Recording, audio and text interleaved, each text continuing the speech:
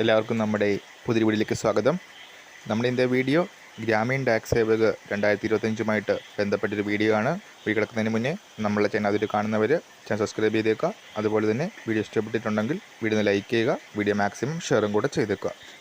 അപ്പോൾ 1383 പേരെ ഉൾപ്പെടുത്തിയ ഗ്രാമീൺ ടാക്സ് സേവകിൻ്റെ ആദ്യത്തെ ലിസ്റ്റ് വന്നത് മാർച്ച് 21 തീയതിയായിരുന്നു. ഏപ്രിൽ 7 വരെയായിരുന്നു വെരിഫിക്കേഷന് സമയം. രണ്ടാമത്തെ ലിസ്റ്റ് 787 പേര്, ഏപ്രിൽ 21 വന്ന ലിസ്റ്റ് മെയ് 6 വരെ വെരിഫിക്കേഷന് സമയം. അവസാനം വന്നത് 522 പേരുടെ ലിസ്റ്റാണ്. മെയ് 19 തീയതി വന്ന ലിസ്റ്റ് ജൂൺ 3 തീയതി വരെയായിരുന്നു വെരിഫിക്കേഷന് സമയം അനുവദിച്ചിരുന്നത്. അപ്പോൾ ഈ ഒരു ലിസ്റ്റിൽ നിന്നുള്ള റിക്രൂട്ട്മെൻറ്റ് പ്രോസസ്സ് അവസാനിക്കുന്നത് ജൂൺ 30 തീയതിയാണ്. അപ്പോൾ ഒരു ലിസ്റ്റിനോടുള്ള സാധ്യതയുണ്ട് എന്ന് നമ്മൾ നേരത്തെ പറഞ്ഞിരുന്നു.